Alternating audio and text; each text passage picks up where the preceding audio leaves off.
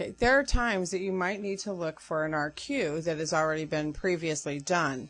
The easiest way to go is to just go into FPI REQN. Oops.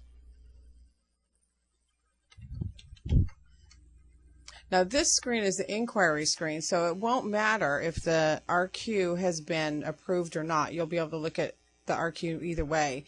Now I'm going to click on the little down arrow so I can go into search mode.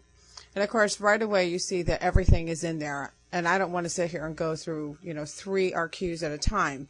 So what I'm going to do is clear the screen by clicking on the red question mark or F7. Now there's many things you could do to search for an RQ. Of course, now I don't know the number, so I'm not even going to go there. So I'm going to tab over here to requester name. Now let's say I want to look for an RQ that someone else has done. What I can do is just type in their requester name. Now the middle name is always kind of an interesting thing, so what I'm going to do is I'm just going to type in a person's first name. I'm going to put the % in the middle and then their last name. This way it won't matter to the system whether they have a middle name in the system or not. I'm going to find it either way. Now I just need to click on execute, or I could click on F7.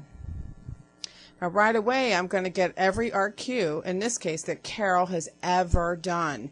Well, notice that the date here is 2001. Okay, I don't think so. So what I'm going to do is F7 or clear the screen again, and I want to narrow my search down. So I'm going to do the requester exactly the same way. %Dumas. Now remember, it is case sensitive, so you have to have in the initial caps. Now the request date, I could go in and I can narrow this down. Now remember, it is by calendar year, so I can't go like 07, 08, but I can say I want to see every RQ that she's done in 2008. Or if I knew that it was in April 2008, I could of course do that. Now what I'm going to do is put a % here, and I'm going to say 2008.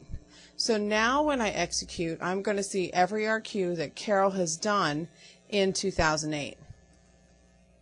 And there I go. Now what I could do is I could, of course, arrow down and look for the RQ that I was looking for.